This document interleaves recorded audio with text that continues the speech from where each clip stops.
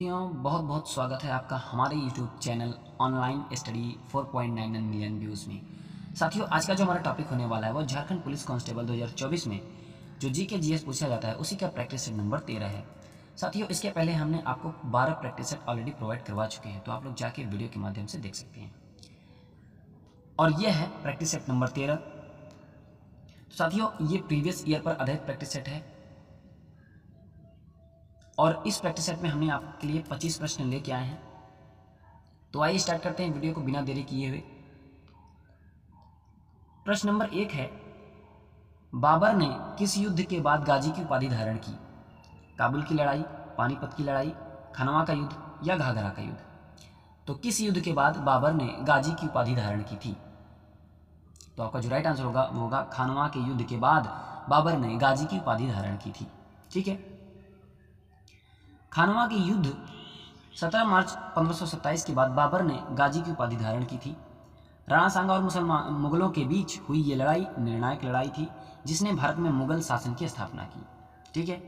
बाबर द्वारा लड़े गए प्रमुख युद्ध की बात करेंगे, जैसे कि इधर वर्ष है, युद्ध है, मध्य है। 1526 में पानीपत का प्रथम युद्ध हुआ, बाबर और इब्राहिम लोदी के बीच में हुआ, जिसमें बाबर विजयी हुआ और इब्राहिम लोदी को हराया गया। ठीक है। 1527 में खानवा का युद्ध हुआ, बाबर ने राणा सांगा को हराया। ठीक है, बाबर और राणा सांगा के बीच में हुआ था और बाबर ने राणा सांगा को हराया था। 1528 में चंदेरी का युद्ध हुआ, जिसमें बाबर ने मेदिनी राय को हराया। और 1529 में घाघरा का युद्ध हुआ, जिसमें बाबर ने अफगानों को हराया। ठीक है। और 1530 में बाबर की मृत्यु हो जाती है, आरामबाग में दफनाया गया था। अगला क्वेश्चन है, निम्नलिखित में से कौन सा देश G7 का अस्थायी सदस्य नहीं है? G7 का अस्थायी सदस्य नहीं है कौन सा देश? Bharat, Canada, France, Italy? कौन सा देश है? तो आपका जो राइट आंसर होगा वो होगा भारत। ठीक है। भारत जो है वो G7 का अस्थायी सदस्य नहीं है। सही उत्तर आपका भारत है। G7 का समूह G7 यह एक अंतर सरकारी संगठन है जिसका गठन 1975 में किया गया था। वैश्विक आर्थिक शासन, अंतर्राष्ट्रीय सुरक्षा और ऊर्जा नीति जैसे सामान्य हित के मुद्दों पर चर्चा करने के लिए खंड की सालाना बैठक होती है। G7 देश UK, Canada, France, Germany, Italy, Japan और अमेरिका हैं। ठीक है। G7 में जो देश शामिल हैं वो हैं UK, Canada, France, Germany, Italy, Japan और अमेरिका हैं। सभी G7 देश और भारत G20 का हिस्सा है। तो G20 का हिस्सा G7 के सारे देश और भारत भी है G20 का हिस्सा। G7 का कोई औपचारिक संविधान या कोई निश्चित मुख्यालय नहीं है। वार्षिक शिखर सम्मेलन के दौरान नेताओं द्वारा लिए गए निर्णय गैर बाध्यकारी होते हैं, इसलिए भारत G7 का स्थायी सदस्य नहीं है। ठीक है। अगला क्वेश्चन है, भारतीय संविधान के किस अनुच्छेद में उल्लिखित है कि सर्वोच्च न्यायालय एक अभिलेख न्यायालय या कोर्ट ऑफ रिकॉर्ड होगा? कौन से अनुच्छेद में? अनुच्छेद 121, 117, 125, एक और नीचे ऑप्शन है 129। बताइए कौन सा ऑप्शन सही होगा? तो आपका जो राइट आंसर होगा वो होगा अनुच्छेद 129। अनुच्छेद 129 में भारतीय संविधान अनुच्छेद 129 में उल्लिखित है कि सर्वोच्च न्यायालय एक अभिलेख न्यायालय या कोर्ट ऑफ रिकॉर्ड होगा सर्वोच्च न्यायालय का। ठीक है। आइए देखते हैं थोड़ा सा व्याख्या। भारत के संविधान के अनुच्छेद 129 में कहा गया है कि सर्वोच्च न्यायालय अभिलेख न्यायालय है। अभिलेख न्यायालय की परिभाषा ऐसी है कि अदालत की कृत्यों और कुछ कार्यवाही को गवाही और स्मृति के लिए नामांकित किया जाता है, रिकॉर्ड की गई, बरकरार रखी गई और कार्यवाही का उपयोग उच्च अधिकारी की अनुमति से किया जाता है और इन कार्यवाही की सच्चाई भी संदिग्ध नहीं है। ठीक है। बिना उच्च अधिकारी की अनुमति से नहीं होगा। जो भी रिकॉर्ड गई और बरकरार रखी गई जो भी कार्यवाही होती है वो उच्च अधिकारी की अनुमति से किया जाता है। अगला क्वेश्चन है, लोकसभा में झारखंड को आवंटित सीटें हैं 6, 8, 12, 14। लोकसभा में झारखंड को आवंटित सीटें हैं, क्या होगा? तो आपका जो राइट आंसर होगा वो होगा 14 सीटें। ठीक है। कितने? 14 सीटें लोकसभा में झारखंड को आवंटित हैं और राज्यसभा में 6 सीटें, किसमें? राज्यसभा में 6 सीटें आवंटित हैं। लोकसभा में 14 और राज्यसभा में 6 सीटें। निम्नलिखित में से कौन सा पूर्ण आंतरिक परावर्तन का उदाहरण नहीं है? इंडोस्कोपी, मरीचिका, हीरे का चमकना, सितारों का टिमटिमाना। कौन सा एक पूर्ण आंतरिक परावर्तन का उदाहरण नहीं है, बताइए। तो आपका जो राइट आंसर होगा वो होगा सितारों का टिमटिमाना। सितारों का टिमटिमाना पूर्ण आंतरिक परावर्तन का उदाहरण नहीं है, बाकी इंडोस्कोपी, मरीचिका, हीरे का चमकना पूर्ण आंतरिक परावर्तन के उदाहरण हैं। ठीक है, इंडोस्कोपी, रेगिस्तान में मरीचिका और हीरे का दीप्तिमान होना पूर्ण आंतरिक परावर्तन के उदाहरण हैं, बाकी सितारों का टिमटिमाना पूर्ण आंतरिक परावर्तन का उदाहरण नहीं है। ठीक है, अगला क्वेश्चन है, निम्नलिखित में से कौन सा असम का लोक नृत्य नहीं है? असम का लोक नृत्य नहीं है बिहू, बागुरुम्बा, भोरताल, बारदुछाम। कौन सा है असम का लोक नृत्य नहीं है? तो आपका जो राइट आंसर होगा वो होगा बारदोछाम। ठीक है, बारदोछाम असम का लोक नृत्य नहीं है। तो बारदोछाम है कहाँ का लोक नृत्य? तो वो है अरुणाचल प्रदेश का। ठीक है, बाकी बिहू, बागुरुम्बा, भोरताल ये असम के लोक नृत्य हैं और बारदोछाम अरुणाचल प्रदेश का लोक नृत्य है। ठीक है, असम के अन्य लोक नृत्य की बात करेंगे तो सत्रिया, झूमुर, बागुरुम्बा, देवधनी, भोरताल ये सब क्या हैं? असम के लोक नृत्य हैं। और अरुणाचल प्रदेश का जो लोक नृत्य है बारदोछाम अरुणाचल प्रदेश का लोक नृत्य है। कुछ और भी लोक नृत्य हैं जैसे कि नौटंकी कहाँ का है? उत्तर प्रदेश का है। कथकली कहाँ का है? केरल का है। गरबा कहाँ गाया जाता है? गुजरात में। और एक और है कुचिपुड़ी, कहाँ गाया जाता है? कुचिपुड़ी कहाँ का लोक नृत्य है? तो वो है आंध्र प्रदेश का। ठीक है,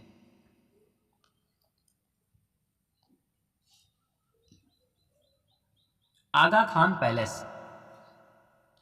पैलेस जो भारत छोड़ो आंदोलन के दौरान महात्मा गांधी और अन्य स्वतंत्रता सेनानी के लिए तामिल जेल के रूप में बनाया गया था, किस राज्य में स्थित है? यही बताना है। महाराष्ट्र में है, क्वेश्चन आप लोग देख लिए, महाराष्ट्र में है, आंध्र प्रदेश में है, पश्चिम बंगाल में है या हरियाणा में है? क्वेश्चन फिर से बोल देते हैं। आगा खान पैलेस जो भारत छोड़ो आंदोलन के दौरान महात्मा गांधी और अन्य स्वतंत्रता सेनानियों के लिए तामिल जेल के रूप में बनाया गया था, किस राज्य में स्थित है? यही बताना है। तो आपका जो राइट आंसर होगा वो होगा महाराष्ट्र में। ठीक है, महाराष्ट्र में स्थित है। सही उत्तर आपका महाराष्ट्र है। आगा खान पैलेस ने भारत छोड़ो आंदोलन के दौरान महात्मा गांधी, कस्तूरबा गांधी और अन्य स्वतंत्रता सेनानियों के लिए जेल के रूप में तामील किया। आगा खान पैलेस पुणे, महाराष्ट्र में ऐतिहासिक महत्व के कई स्मारकों में से एक है। यह 1892 में सुल्तान मोहम्मद शाह आगा खान तृतीय द्वारा बनाया गया था। इस महल को 1969 में भारत सरकार को दान कर दिया गया था। आगा खान पैलेस ने अगस्त 1942 से मई 1944 तक पुणे में महात्मा गांधी के लिए जेल के रूप में तामील किया गया। वे अपनी पत्नी कस्तूरबा, अपने सचिव महादेव देसाई और सरोजनी नायडू के साथ यहाँ रहे थे। कस्तूरबा गांधी और महादेव देसाई दोनों की मृत्यु इसी जेल में तब्दील महल के परिसर में हुई थी। ठीक है, सुल्तान मोहम्मद शाह आगा खान तृतीय खुजा इस्माइली क्षेत्र के 48वें आध्यात्मिक प्रमुख थे। वह ऑल इंडिया मुस्लिम लीग के संस्थापक भी थे और भारत में मुसलमानों के अधिकारों के लिए सक्रिय रूप से काम करते थे। वह उन लोगों में से एक थे जिन्होंने भारत के भीतर भारतीय मुसलमानों के लिए एक अलग राष्ट्र राज्य बनाने की मांग की थी, सुल्तान मोहम्मद शाह। ठीक है, अगला क्वेश्चन देखते हैं। भारतीय अंतरिक्ष अनुसंधान संस्थान इसरो की स्थापना कब हुई थी? 1952, 1964, 1969 या 1972? कब हुई थी इसरो की स्थापना? तो आपका जो राइट आंसर होगा वो होगा 1969 में हुआ था। 15 अगस्त 1969 को इसरो की स्थापना हुआ था। ठीक है, सही उत्तर आपका है 15 अगस्त 1969 को इसरो की स्थापना हुई थी। भारतीय अंतरिक्ष अनुसंधान संगठन भारत की राष्ट्रीय अंतरिक्ष संस्था है जिसका मुख्यालय बेंगलुरु में है। यह अंतरिक्ष विभाग के तहत संचालित होता है जिसकी देखरेख सीधे भारत के प्रधानमंत्री द्वारा की जाती है। इसरो के अध्यक्ष BOS के कार्यकारी के रूप में भी कार्य करते हैं। मुख्यालय कहाँ है? बेंगलुरु में है। स्थापना 15 अगस्त 1969 को हुआ था। और संस्थापक कौन थे? विक्रम साराभाई। कौन थे? विक्रम साराभाई। कुछ राष्ट्रीय संगठनों की सूची। नियामक निकाय मुख्यालय, जैसे कि भारतीय रिजर्व बैंक RBI का मुख्यालय मुंबई, 1 अप्रैल 1935 में स्थापना हुआ था। राष्ट्रीय कृषि और ग्रामीण विकास बैंक, जिसे नाबार्ड कहते हैं, मुंबई में मुख्यालय है और 12 जुलाई 1982 को स्थापना हुई थी। ठीक है। नीति आयोग की बात करें तो नई दिल्ली में मुख्यालय है, 1 जनवरी 2015 को स्थापना हुआ था। भारतीय प्रतिभूति और विनिमय बोर्ड, जिन्हें हम सेबी भी कहते हैं, मुंबई में मुख्यालय है और 12 अप्रैल 1988 को स्थापना हुआ था। ठीक है। भारतीय लघु उद्योग विकास बैंक, जिसे सिडबी कहते हैं, ठीक है।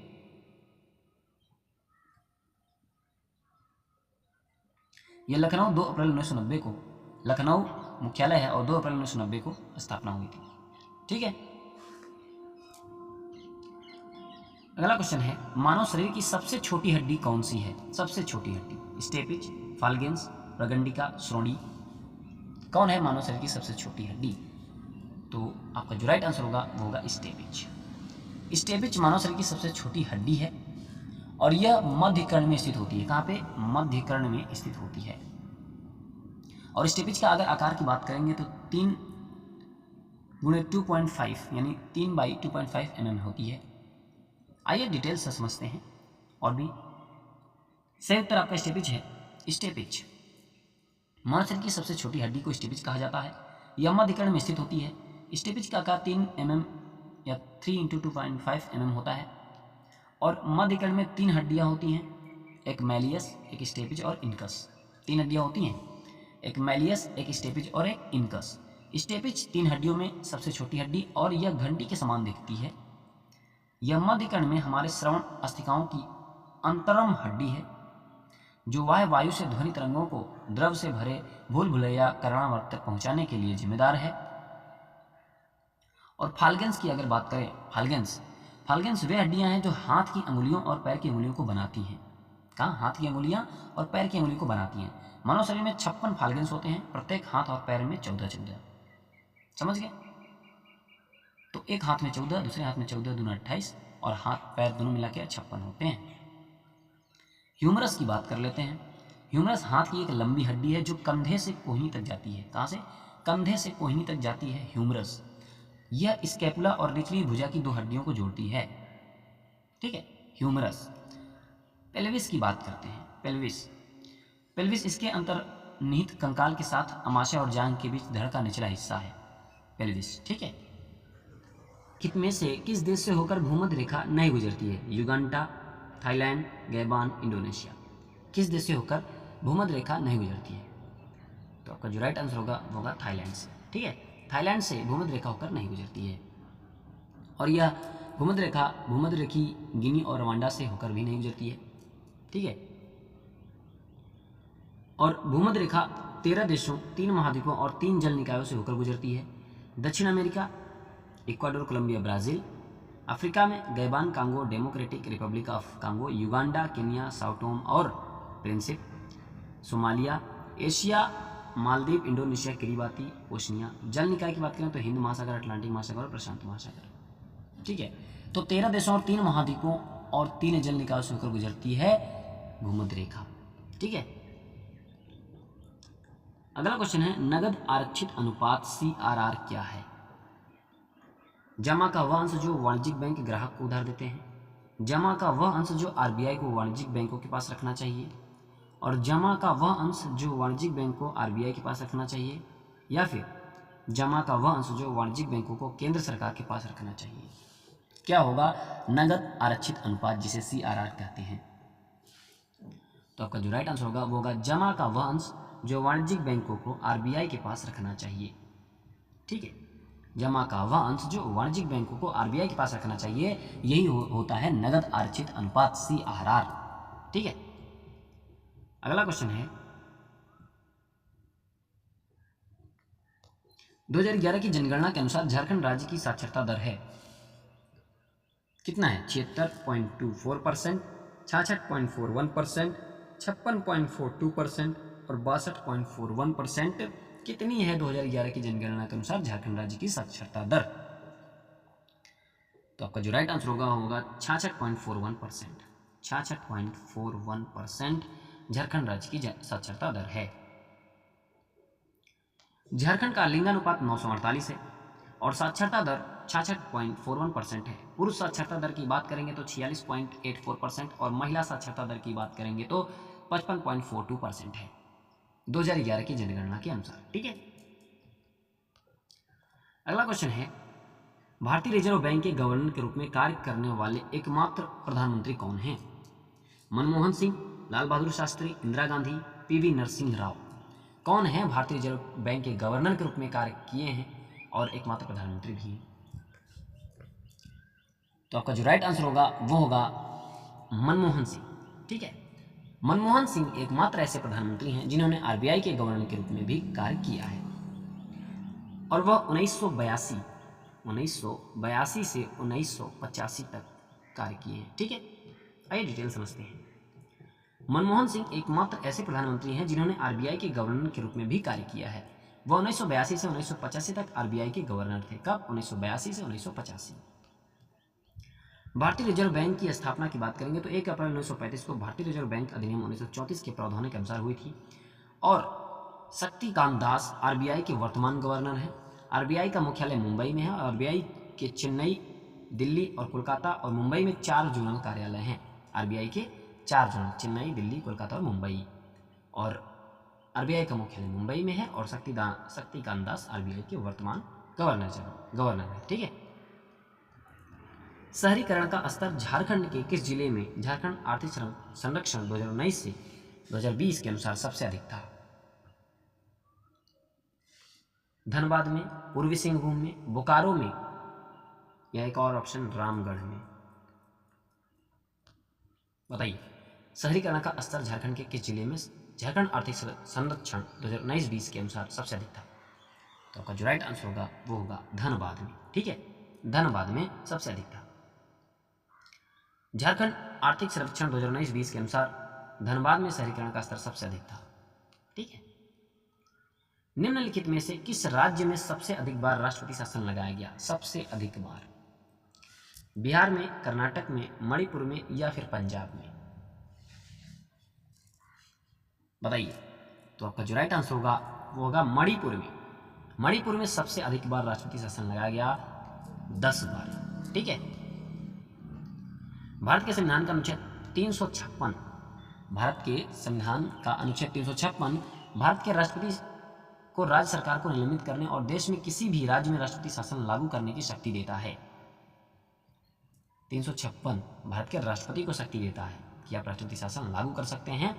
मणिपुर राज्य में सबसे अधिक राष्ट्रपति शासन लगा है, यहाँ 10 बार राष्ट्रपति शासन लगाया जा चुका है। ठीक है, मणिपुर। भारतीय संविधान का कौन सा अनुच्छेद उपाधियों का अंत सुनिश्चित करता है? कौन सा अनुच्छेद है जो उपाधियों का अंत सुनिश्चित करता है? अनुच्छेद 16, 18, 19, 21, कौन सा? तो आपका जो राइट आंसर होगा वो होगा अनुच्छेद 18। अनुच्छेद 18 में उपाधियों का अंत है। भारतीय संविधान के अनुच्छेद 18 में उपाधियों का अंत सुनिश्चित किया गया है। कुछ और अनुच्छेद, जिसे अनुच्छेद 16 लोक नियोजन के संबंध में अवसर की समता की प्रत्याभूति, और अनुच्छेद 19 की बात करेंगे तो वाक स्वतंत्र और अभिव्यक्ति की स्वतंत्रता है, और अनुच्छेद 20 में और 21 में जीवन का अधिकार, किसी व्यक्ति को उसके प्राण या दैहिक स्वतंत्रता से विधि द्वारा स्थापित प्रक्रिया के अनुसार ही वंचित किया जाएगा, अन्यथा नहीं। ठीक है, बजट 2023-24 के अनुसार सरकार से प्रत्येक 1 रुपए की प्राप्ति पर निगम कर से कितना आता है? 23-24 के अनुसार जो बजट है उसके अनुसार सरकार से प्रत्येक 1 रुपए की प्राप्ति पर निगम कर से कितना आता है पैसा? पैसे में 4 पैसे, 15 पैसे, 17 पैसे या 7 पैसे, कितने पैसे आते हैं? तो आपका जो राइट आंसर होगा वो होगा 15 पैसे आते हैं 1 रुपए की प्राप्ति पर निगम कर से। ठीक है, सही उत्तर आपका 15 पैसे है। वित्त मंत्री निर्मला सीतारमण द्वारा संसद में पेश किए गए केंद्रीय बजट के अनुसार वस्तु एवं सेवा कर जीएसटी राजस्व के प्रत्येक रुपए में 17 पैसे का योगदान देगा, जबकि निगम कर 15 पैसे का योगदान देगा। राजस्व जो देगा वो 17 पैसे और निगम कर 15 पैसे का योगदान देगा, ठीक है, 1 रुपए पर। भारत के कितने राज्यों ने नेपाल के साथ सीमा साझा की है? 3, 4, 5 या 6? कितने राज्यों ने, भारत के कितने राज्यों ने नेपाल के साथ सीमा साझा की है? तो आपका जो राइट आंसर होगा वो होगा 5। 5 राज्यों के साथ नेपाल की सीमा साझा होती है। 5 भारतीय राज्य हैं जिनके माध्यम से नेपाल अपनी सीमा साझा करता है। नेपाल उत्तर प्रदेश, उत्तराखंड, बिहार, सिक्किम, पश्चिम बंगाल के साथ लगभग 1850 किलोमीटर की सीमा साझा करता है, ठीक है। और निम्नलिखित तालिका भारत के संबंधित राज्यों के साथ साझा की गई अंतर्राष्ट्रीय सीमाओं की सूची और सीमा की लंबाई दिखाती है। जो एक तालिका है, अंतर्राष्ट्रीय सीमाओं की सूची है। पड़ोसी देश हैं, भारत के राज्य सीमावर्ती राज्य हैं, सीमा नियंत्रण रेखा, लंबाई है, ठीक है। अफगानिस्तान, अफगानिस्तान की बात करें तो लद्दाख, अफगानिस्तान जो है भारत के सीमावर्ती राज्य कौन है? लद्दाख है। और 106 किलोमीटर सीमा नियंत्रण रेखा की लंबाई है, 106 किलोमीटर अफगानिस्तान की। और बांग्लादेश, बांग्लादेश का जो भारत के सीमावर्ती राज्य हैं बांग्लादेश से, वो पश्चिम बंगाल, मिजोरम, मेघालय, त्रिपुरा और असम है। और पूर्वांचल शून्य रेखा 4096.1 किलोमीटर सीमा नियंत्रण रेखा की लंबाई है बांग्लादेश की। भूटान, अरुणाचल प्रदेश, असम, सिक्किम और पश्चिम बंगाल, ठीक है, सीमा साझा करता है। और Jaigaon Bhutan gate 699 kilometre, 699 kilometre क्या है? सीमा नियंत्रण रेखा की लंबाई है। चीन, हिमाचल प्रदेश, लद्दाख, उत्तराखंड, सिक्किम और Arunachal Pradesh, the McMahon line 4056 kilometre, ठीक है। कितनी लंबाई है? 4056 किलोमीटर मैकमोहन रेखा भारत के साथ चीन की सीमा रेखा साझा होती है। म्यांमार, अरुणाचल प्रदेश, मणिपुर, मिजोरम और नागालैंड, भारत ने म्यांमार के साथ 1643 किलोमीटर लंबी सीमा साझा की है, जो अरुणाचल प्रदेश और नागालैंड, मणिपुर और मिजोरम को छूती है। जोरिनपुई अंतर्राष्ट्रीय सीमा 287 किलोमीटर है, ठीक है। नेपाल, सिक्किम, पश्चिम बंगाल, बिहार, उत्तर प्रदेश और उत्तराखंड, भारत नेपाल सीमा 1690 किलोमीटर लगभग। पाकिस्तान, जम्मू कश्मीर, यूटी लद्दाख, यूटी पंजाब, गुजरात और राजस्थान, नियंत्रण रेखा LOC और रेड क्लिफ रेखा 3323 किलोमीटर, ठीक है। सूची 1 को सूची 2 के साथ सम्मिलित करना है। सूची 1 में फसल है और सूची 2 में उत्पादक राज्य, उत्पादक देश है, ठीक है। सूची 1 में आपको मिलेंगे फसल और सूची 2 में अग्रणी उत्पादक हैं, देश हैं। चावल, मक्का, चावल कहाँ सबसे ज़्यादा उगाया जाता है? मक्का का उत्पादन कहाँ सबसे ज़्यादा होता है? कहवा का कहाँ होता है? रबड़ का कहाँ होता है? आइए मिलान करते हैं, उसके बाद कोड भाषा में आंसर करेंगे। तो चावल सबसे ज़्यादा कहाँ पे होता है? चाइना में होता है, तो 3। मक्का कहाँ होता है? मक्का संयुक्त राज्य अमेरिका में होता है, 2। मक्का कहाँ सबसे ज़्यादा उत्पादन होता है? अमेरिका में। उसके बाद कहवा का कहाँ होता है? ब्राज़ील में होता है, तो 4। उसके बाद रबड़ का कहाँ होता है? रबड़ का थाईलैंड में होता है, तो 3241 आपका राइट आंसर होगा, यानी 3241 आपका राइट आंसर, तो 3241 राइट आंसर, ठीक है। अगला क्वेश्चन है, भारत की उत्तर से दक्षिण तक की लंबाई है 2933 किलोमीटर, 3214 किलोमीटर, 3124 किलोमीटर और 3412 किलोमीटर। क्या होगा भारत की उत्तर से दक्षिण की लंबाई? तो आपका जो राइट आंसर होगा वो 3214 किलोमीटर, ठीक है। ये ईस्ट होता है, ये वेस्ट होता है, ये नॉर्थ होता है, ये साउथ होता है, तो ये वाली लंबाई पूछी है, 3214 किलोमीटर होता है। भारत जो भूमध्य रेखा के उत्तर में है, उत्तरी गोलार्ध में है, भारत की अक्षांश सीमा 8 अंश 4 नॉर्थ से 37 अंश 6 नॉर्थ है। और भारत के लगभग मध्य में वह स्थान है जहाँ कर्क रेखा स्थित है, जो 23.5 अंश 26 मिनट उत्तर गुजरती है। इस कारण भारत की जलवायु मुख्य रूप से उष्णकटिबंधीय है। लद्दाख से केप कुमरिन जो कन्याकुमारी के करीब है तक भारत की लंबाई 3214 किलोमीटर है। भारत की देशांतरी सीमा 68 अंश 7 मिनट ईस्ट से 97 अंश 25 ईस्ट है। गुजरात में सर क्रीक से अरुणाचल प्रदेश में चारकान दर्रे तक भारत की लंबाई 2933 किलोमीटर है। भारत का कुल क्षेत्रफल 32,87,000 लाख वर्ग किलोमीटर है। भारत की पूरी सीमा 15,200 किलोमीटर लंबी है और भारत के समुद्र तट की लंबाई 7,516.6 किलोमीटर है। ठीक है, भारत की पूर्व से पश्चिम तक की लंबाई कितना है? 2,933 किलोमीटर, 3,033 किलोमीटर, 3,133 किलोमीटर, 3,214 किलोमीटर। कितना है पूर्व से पश्चिम तक की लंबाई? तो आपका जो राइट आंसर होगा वो होगा कितना, बताइए? 2,933 किलोमीटर पूर्व से पश्चिम, माने ये वाली लंबाई, पूर्व से पश्चिम तक की लंबाई 2,933 किलोमीटर है। ठीक है,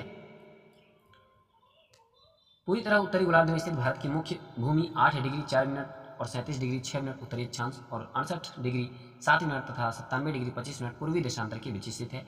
उत्तर से दक्षिण तक इसकी अधिकतम लंबाई 3,214 किलोमीटर और पूर्व से पश्चिम तक की लंबाई 2,933 किलोमीटर है। ठीक है, भारत की तट रेखा की लंबाई है 6100 kilometre, 6200 kilometre, 6175 kilometre, 6500 kilometre.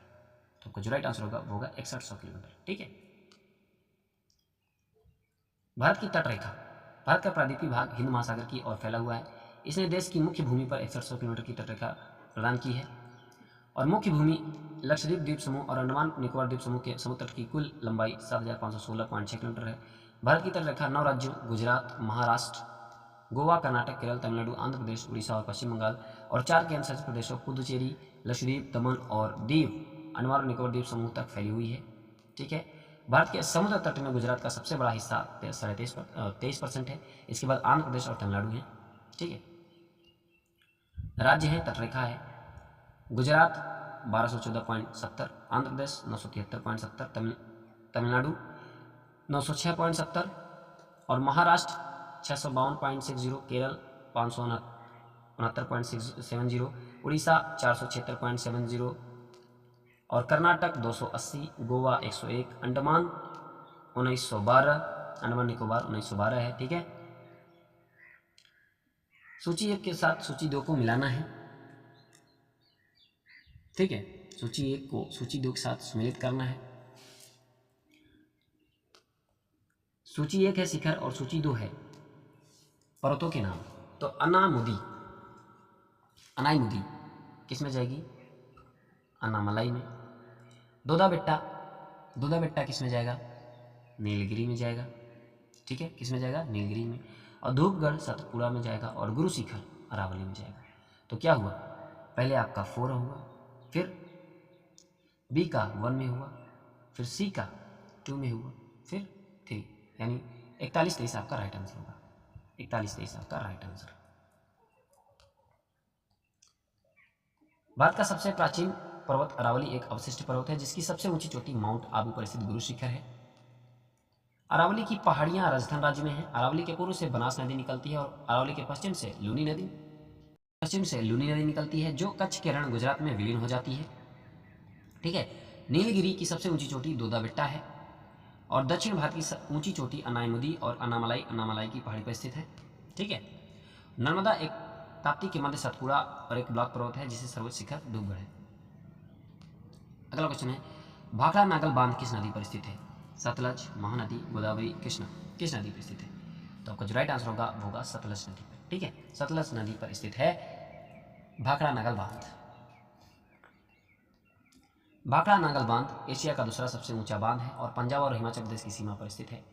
Bhakra Nagal बांध सतलज नदी पर बना है। यह भारत का सबसे ऊंचा सीधा गुरुत्वाकर्षण बांध है जिसकी ऊंचाई लगभग 207.26 मीटर है और यह 168.35 किलोमीटर तक चलता है। आज की वीडियो का लास्ट क्वेश्चन है, भूदान आंदोलन को किसने शुरू किया था? विनोबा भावे, गांधी जी, दादा भाई नौरोजी, सुभाष चंद्र बोस, किसने किया था? तो आपका जो राइट आंसर होगा वो होगा विनोबा भावे ने किया था। ठीक है, भूदान आंदोलन की शुरुआत महात्मा गांधी के शिष्य विनोबा भावे ने अप्रैल 1951 में की थी। इसकी शुरुआत तेलंगाना के पोचमपाली में हुई थी। इसे रक्तहीन क्रांति के रूप में भी जाना जाता है जो भारत में एक स्वैच्छिक भूमि सुधार आंदोलन था। ठीक है, तो ये था भूदान आंदोलन। तो साथियों, कैसी लगी आपको वीडियो? 25 क्वेश्चन थे, आप कितने कर पाए हैं कमेंट जरूर करिएगा। अगर वीडियो पसंद आई हो तो एक लाइक और चैनल को सब्सक्राइब जरूर करिएगा साथियों, और अपने दोस्तों तक शेयर जरूर करिएगा। तब तक मिलते हैं अगली वीडियो के साथ। नमस्कार, वंदे मातरम, जय हिंद।